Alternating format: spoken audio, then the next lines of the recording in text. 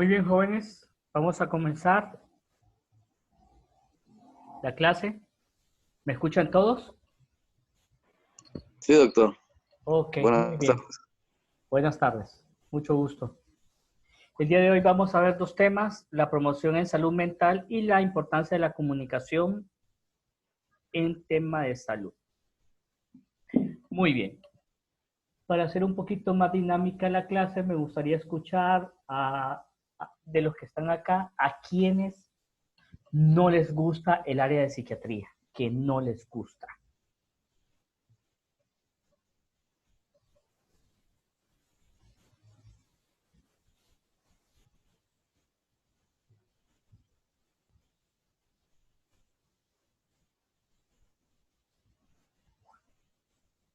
No se peleen por contestar. Es que a todos nos gusta, doctor. Bueno, entonces, Nelly, dígame por qué le gusta psiquiatría.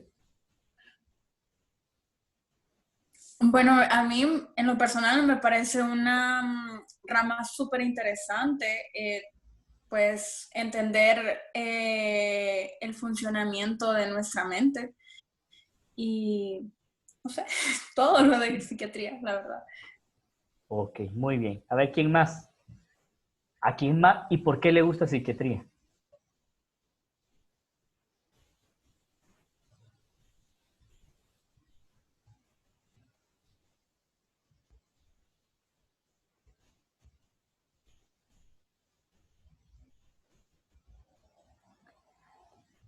Bueno, yo trato de que participen para que no sea tan tedioso. Si de por sí a través de la virtualidad se vuelve como medio aburridón estar recibiendo clases, si no participan, pues va a ser un poquito más aburrido. Pero bueno, voy a comenzar.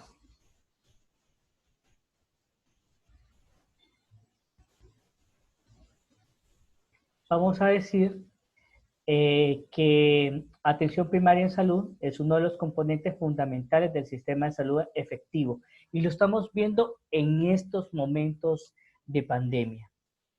Necesitamos un sistema de salud que fortalezca los centros de salud de las comunidades, que fortalezca los hospitales de área, que fortalezca los hospitales regionales para que los hospitales de tercer nivel, como el Hospital Mario Catarino Rivas, como el Hospital Escuela, no se sobresaturen, no se saturen por la demanda o la exigencia de los pacientes. En este momento es cuando realmente nos damos cuenta que atención primaria en salud es uno de los componentes fundamentales del sistema de salud efectivo.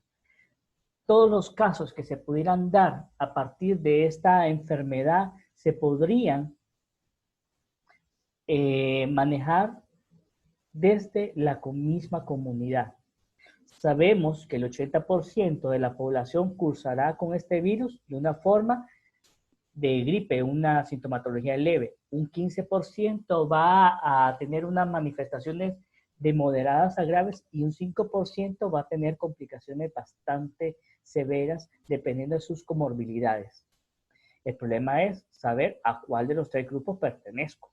Eso es lo que realmente a uno lo preocupa. Si me contagio, ¿a cuál de esos tres? ¿Seré del 80% que pasará esta sintomatología de una forma leve o seré del 5%, del 3 al 5% que voy a terminar falleciendo?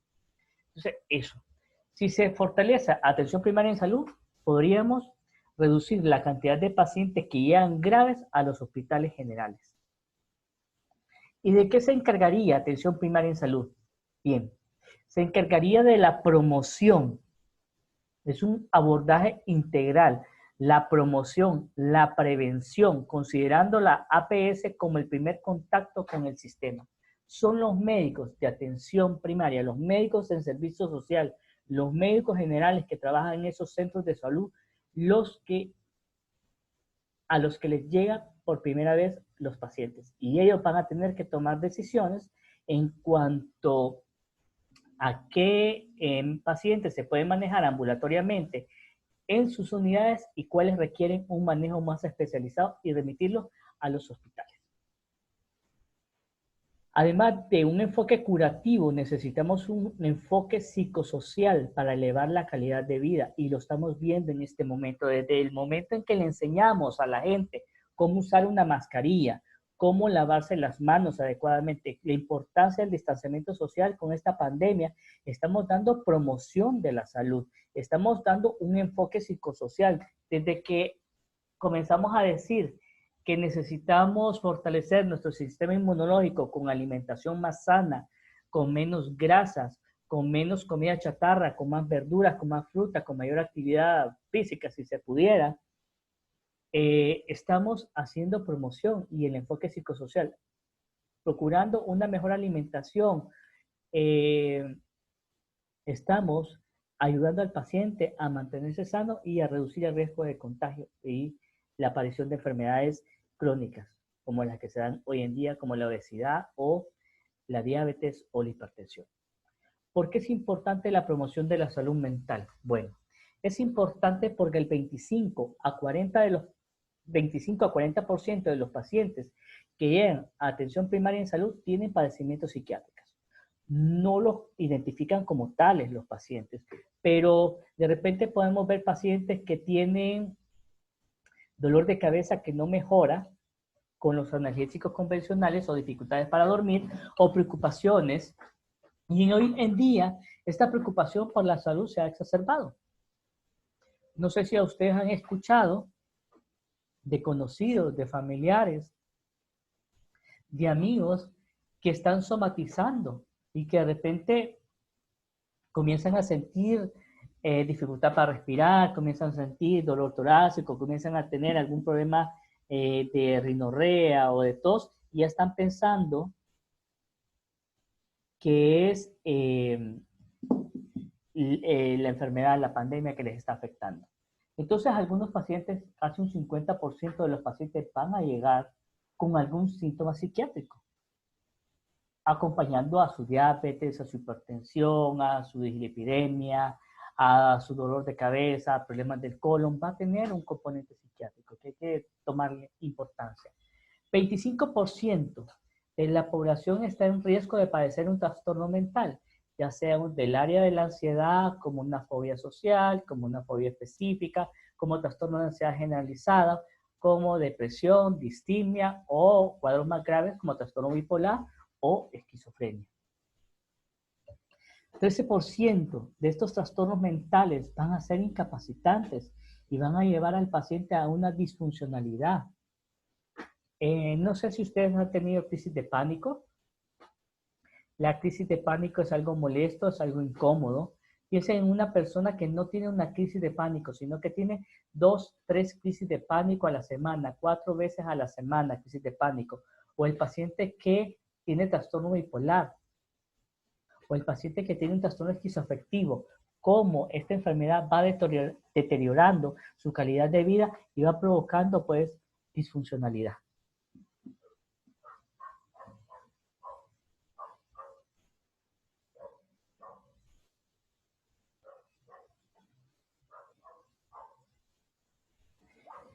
Son los médicos generales y los médicos especialistas de primer nivel de atención que indican psicofármacos. Son los médicos de atención primaria y los médicos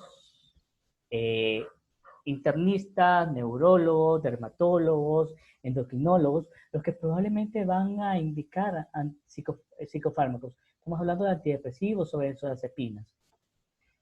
Y lo hacen hasta con temor. De repente les dicen, estos médicos no psiquiatras, le dicen al paciente, uy, usa esta clonazepam, pero no se va a hacer adicta, no se va a hacer dependiente de este medicamento, que este medicamento es peligrosísimo.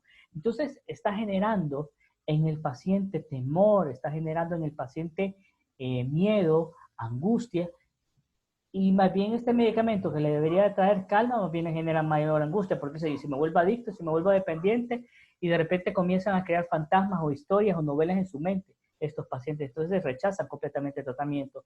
Y cuando de repente deciden ir donde el psiquiatra, ya vienen toreados, por así decirlo, ya vienen con mucho temor, con mucho prejuicio en cuanto a los medicamentos que damos en psiquiatría. Bien, ¿Por qué es importante la promoción de la salud mental desde los servicios de atención primaria en salud? Porque la comorbilidad afecta la adherencia al tratamiento y el resultado del mismo. Ok. Ustedes tendrán 22, 23, 24, 25, 26 años. Pongámosle que por ahí estén ustedes. ¿Cómo se sentirían si de repente les dicen que son diabéticos? ¿O cómo se van a sentir si de repente les dicen que son hipertensos y que van a tener que tomar medicamentos de por vida? No creo que reciban esa noticia con una alegría de oreja a oreja, que vayan a ponerse a festejar porque desarrollan una enfermedad médica crónica. Eso va a tener un componente emocional que tal vez no se le da la importancia que realmente merece. Ajá, y vayámonos a un punto mucho más trágico. Que una persona sea diagnosticada con cáncer o con lupus eritematoso sistémico. ¿Cómo se va a sentir emocionalmente este paciente? Probablemente tampoco lo va a recibir la noticia con alegría, sino que les va a generar bastante conflicto. Entonces, la comorbilidad de una enfermedad médica no psiquiátrica y un cuadro de ansiedad o depresión va a influir en la aceptación del tratamiento y también en el resultado de ese tratamiento, en la adherencia. Alguien que tenga esperanza se va a aferrar a ese tratamiento y va a pensar que le va a salir bien. Pero hay otras personas que lamentablemente van a decir que no, aunque el tratamiento sea benéfico o tenga buenos resultados, el paciente no va a aceptar el tratamiento por su cuadro depresivo, por su cuadro de ansiedad.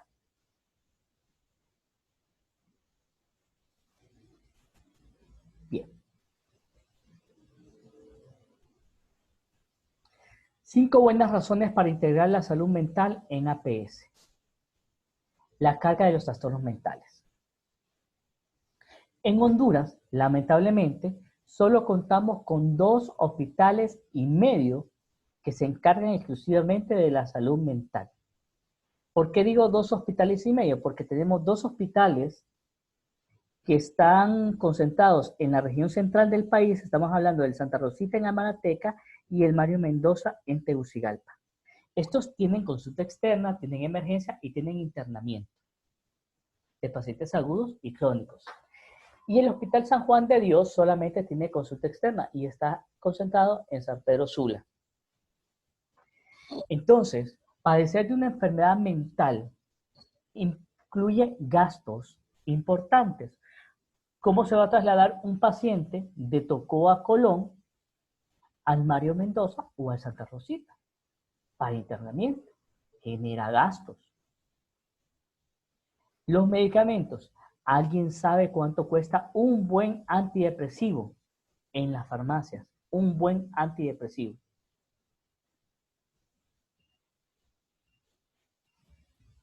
Aproximadamente 1000 lempiras. De los genéricos podría tener 1000 lempiras. Un buen antidepresivo, doctora, le costaría más o menos 1500, 1800 lempiras los 28 a 30 días. Uy. Un buen medicamento, genérico, pero de calidad, que es bioequivalente. 1800 lempiras el tratamiento. Usted podría conseguir medicamentos que le cuesten 200, 300, 500, 600 lempiras. Si a mí me lo preguntan como psiquiatra que únicamente hace práctica profesional privada, yo le diría, yo no recomiendo un medicamento, un antidepresivo que cueste 300, 500 lempiras, porque no considero que le va a ayudar bien al paciente. Bien, entonces la carga de los trastornos mentales es bastante alta, por el transporte, por la distancia que deben de recorrer, por el precio que deben de pagar los pacientes o sus familias por el tratamiento. Un antipsicótico, un buen antipsicótico, jóvenes. Tenemos el Invega Sustena, que es paliperidona, que es de administración de depósito, que el efecto podría durarle 15 días a un mes en un paciente con esquizofrenia y esquizoafectivo. Cuando se trajo ese medicamento allá por el 2015 o 2016, costaba 11,000 lempiras la ampolla, que le duraba 3 semanas. Y un tratamiento para un antipsicótico por ahí está, a ese precio. Más o menos a ese precio está el tratamiento de un mes. Y eso también genera importantes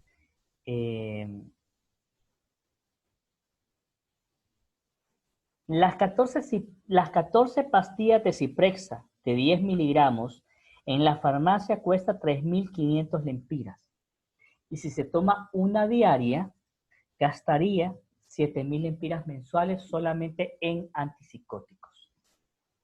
Y hay que agregarle el estabilizador del ánimo que cuesta entre 600 a 700 lempiras. Entonces la carga de los trastornos mentales es bastante fuerte. En psicosomática verán la importancia de la interrelación mente-cuerpo, salud y enfermedad. También, hablar o integrar la salud mental en APS mejora la accesibilidad a los servicios de salud. Esto quiere decir que estos pacientes de Tocó Colón no necesitarían trasladarse hacia San Pedro Sula o hacia Tegucigalpa para recibir su tratamiento, sino que habría tal vez un psiquiatra en el hospital de área o en el hospital regional para darle atención y solo remitir a aquellos pacientes que realmente no puedan manejarse ambulatoriamente y que necesiten hospitalización. Integrar la salud mental en APS sirve también para respetar los derechos humanos y disminución del estigma. Eso es bien importante. Y les hago una pregunta. Si a ustedes les toca, necesitan una empleada doméstica o necesitan una enfermera para algún familiar suyo, para un hijo, para un hermano, para el papá, para la abuela, para la mamá. Y tenemos dos candidatos. Uno que nos reporta que tiene antecedentes psiquiátricos y que recibe tratamiento en el Mario Mendoza o en Santa Rosita y que va a necesitar por lo menos permiso una vez al mes o cada 3 meses para ir a consulta. Y tienen la otra que no menciona que tiene un antecedente psiquiátrico. No sabemos si lo tiene o no lo tiene, pero no lo menciona durante la entrevista. ¿A cuál de las dos personas ustedes contratarían?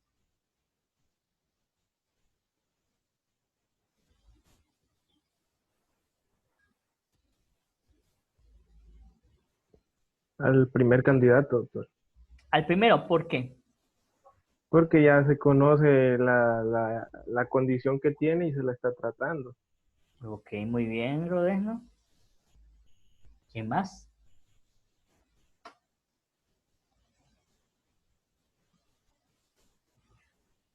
Ok, bien. El costo de efectividad que estamos hablando, ya del transporte, estamos hablando de la compra de medicamentos o qué tanto pueden perder los pacientes su funcionalidad. Porque hay deficiencias en cuanto al tema de salud mental en el sistema de salud pública. Vamos a ver desde tres componentes. El componente médico, desde el punto de vista del paciente y desde el entorno asistencial. No a todos los médicos les gusta psiquiatría. No todos los médicos se inclinan por este tipo de enfermedades. Realmente que no es así. Entonces, hay médicos que tienen pobre empatía, que no son empáticos. Entonces, lamentablemente, no van a tener paciencia para estar escuchando de depresión, de ansiedad, de conflictos, de problemas en la casa del paciente. O si de repente yo también como médico estoy pasando por una depresión y ansiedad, ¿cómo me voy a sentir yo si de repente el paciente comienza a llorar y me empieza a contar una historia que me cala a mí los huesos? ¿Voy a poder ayudar a ese paciente? Probablemente no. Entonces, la pobre empatía hace que haya deficiencias en cuanto al tema de salud mental en atención pública. Falta de pericia. Lamentablemente, es poco el tiempo que se ven pacientes de psiquiatría. En pregrado, es poco. Y se le tiene temor. También hay, desde el lado de pacientes sociales y género, sabemos que son las mujeres las que más visitan al médico en comparación a los varones. Que los varones somos más recios, somos más desconfiados, por así decir.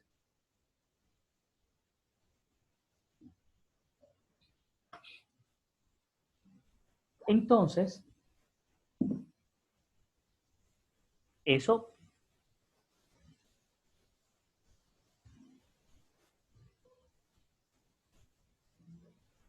es importante. Género son más las mujeres que van a visitar al médico que los varones. Aspectos sociales.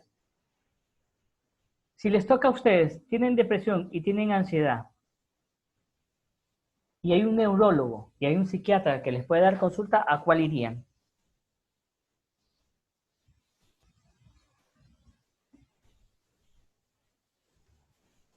Yo al psiquiatra.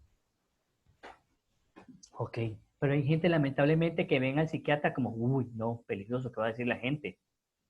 Uy, porque estoy quedando arriba. Entonces prefieren ir donde el curandero, pueden ir donde el brujo, pueden ir donde el médico general. Y no digo, como lo mencioné antes, no todos los médicos generales son empáticos, ni tienen la capacidad ni entrenamiento para evaluar trastornos mentales.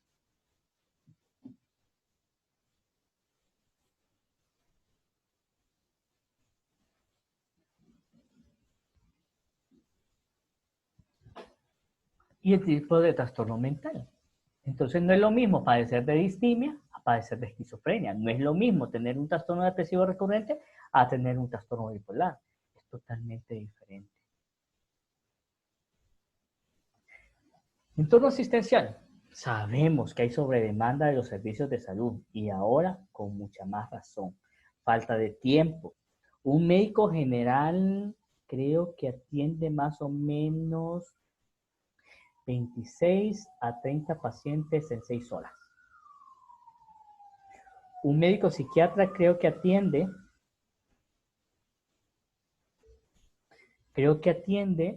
alrededor de 22 o 23 pacientes en 6 horas. Estamos hablando que cada paciente, con cada paciente, el médico se va a tardar 15 minutos.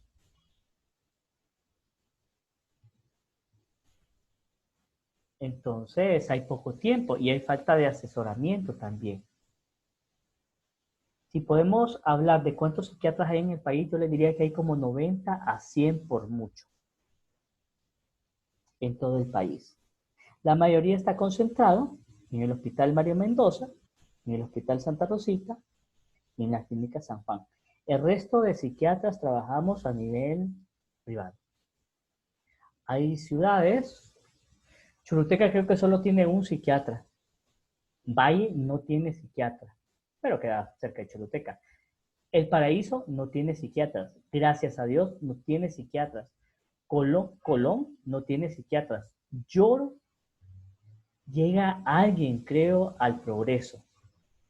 Pero el resto del departamento no tiene psiquiatra. En Ceiba creo que hay 2 psiquiatras. Y así va. Creo que Cotepeque no tiene psiquiatras tampoco. Ni Intibucá, ni La Paz tiene psiquiatras. Llegan, creo que cada 15 días o cada mes a atender pacientes. Entonces, vemos que hay deficiencia. Y los que llegan a estos departamentos no es que llegan a un hospital público, llegan a un hospital privado. Y no todas las personas tienen acceso a eso. Bien. Algunas definiciones. Hay algunos conceptos en los cuales yo no voy a detener porque son conceptos que ustedes han manejado desde salud pública. Pero vamos a hablar de salud mental. ¿Qué es salud mental? Es el bienestar que una persona experimenta como resultado de su buen funcionamiento intelectual, de su buen funcionamiento emocional y conductual. Y este buen funcionamiento le sirve a la persona convivir, trabajar y recrearse. Y esto hago énfasis en esta parte. Una persona que puede socializar, que puede llevarse con las demás personas, tiene salud mental. Una persona que trabaja tiene salud mental. Y una persona que tiene tiempo de ocio, tiempo de descanso, tiempo para bromear, para distraerse, tiene salud mental. Enfermedad mental, pues es una alteración de tipo emocional, tipo cognitivo o tipo conductual o de comportamiento reflejados en el apartado del examen mental. Llámese depresión, llámese psicosis, llámese trastorno bipolar, llámese esquizofrenia, esas son las enfermedades mentales.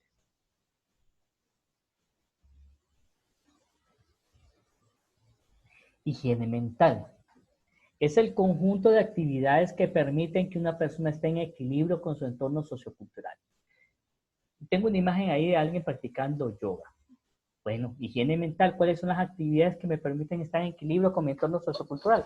Puede ser que yo cante, puede ser que yo baile, que yo dibuje, que yo haga yoga, que yo haga ejercicio, que levante pesas, que yo corra, que yo haga danza, que haga teatro.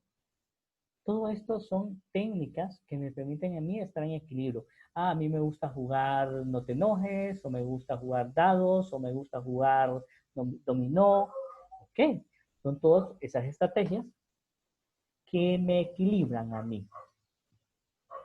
Ver televisión, ir al cine, ir de campamento, ir a caminar, todo eso.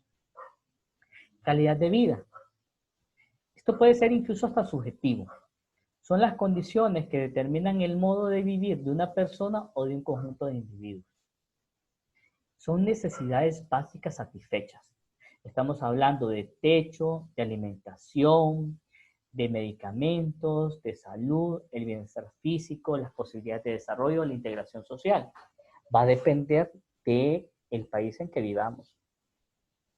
Calidad de vida en Costa Rica dista mucho de lo que sería calidad de vida aquí en Honduras, aunque seamos de la misma región. Lamentablemente así es. Y no comparar la calidad de vida de Honduras con la de Canadá, o con la de Suiza, o la de Suecia, o la de Noruega, o la de Holanda, porque nos vamos a quedar muy mal. Aquí, tal vez calidad de vida sería tener un techo, tener un plato de comida y tener salud, tal vez. Allá, calidad de vida implicaría otras cosas. Promoción, no me voy a detener en eso. Acción y abogacía para abordar los determinantes de salud modificables. Prevención, las medidas destinadas a prevenir, reducir factores de riesgo y avance y atenuar las consecuencias de las enfermedades. Determinantes de salud son aquellos factores que mejoran o amenazan el estado de salud de un individuo o de una comunidad. ¿Qué es resiliencia? Para mí es una de las palabras más bonitas que pude conocer en psiquiatría. Resiliencia es la capacidad de una persona para sobreponerse al dolor emocional y salir adelante. Hay películas que nos hablan bastante de resiliencia. Wonder, que es de un niño, es un muchachito que nació con múltiples malformaciones congénitas, problemas faciales, deformidad facial. Ahorita está en Netflix, se las recomiendo si no la han visto. Véanla, cómo el niño, a pesar de ser discriminado, a pesar de ser rechazado por sus compañeritos, cómo él tuvo resiliencia. Manos Milagrosas, que es la historia de un neurocirujano de raza negra, afrodescendiente. También esa es importante, es una película preciosa también, es una muy buena. El niño que domó el viento, se las recomiendo también, es una película que habla de resiliencia. Y así hay varias películas que nos hablan sobre este tema. Y estigma, pues son los atributos que un individuo le generan profundo descrédito y desvalorización social. Y hay autoestigma, hay estigma familiar y hay un estigma social. Autoestigma lo puedo hacer yo, obviamente, cuando de repente me devalúo. Es que yo soy un tonto, o que yo no sirvo para nada, o que yo soy un mediocre, o que para qué voy a participar en tal actividad o en tal concurso, de todos modos yo no sirvo. Yo me estoy haciendo estigma a mí mismo.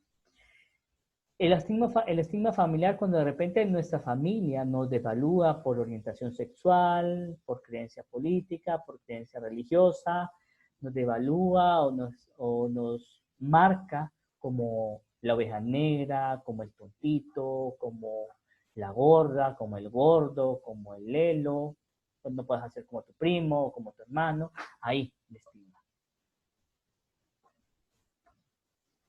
Bien. ¿Qué son los factores protectores? Pues los factores son todas las condiciones, situaciones o características que van a proteger al individuo o que le potencian las capacidades y permiten que estén fortalecidos ante situaciones de riesgo o de adversidad. Factores protectores de enfermedad mental. Y tenemos aquí unos esquemitas que los voy a mencionar. Es importante para la salud mental de los individuos, por ejemplo, a nivel individual, una alimentación adecuada. El desayuno es el alimento más importante del día. Procurar desayunar de una forma apropiada. No llenarnos mucho porque después nos vamos a dormir en clases o en el trabajo o no comer mucho porque si no nos va a ganar el hambre y no nos vamos a poder concentrar. Una alimentación adecuada. Autocontrol. Eso es importante. Si yo tengo autocontrol, no me voy a poner en riesgo.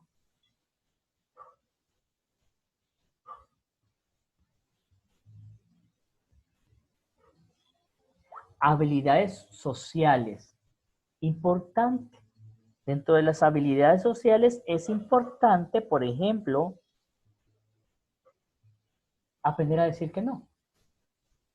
Hay gente que no tiene la capacidad de decir que no, que les da miedo, que les da pena, que tienen miedo de que los vayan a rechazar. Entonces hacen muchas cosas en contra de su voluntad, con tal de no perder el cariño y el afecto de los demás. Autoestima. Una buena autoestima es un factor protector. A nivel familiar, seguridad y estabilidad. Una familia que me respete, una familia que me valore, que me escuche, que me apoye, es un factor protector. Una comunicación afectiva y efectiva entre los miembros de la familia es importante. Expresión emocional. No decirle al niño que no llore porque es hombre y si llora es una niña. No hacer de esa manera. Por eso es que hay hombres y mujeres que solo cuando andan borrachos pueden expresar sus emociones. Porque reprimen mucho. A nivel escolar necesitamos escuelas o instituciones o universidades que fomenten el sentido de pertenencia, como Territorio Puma.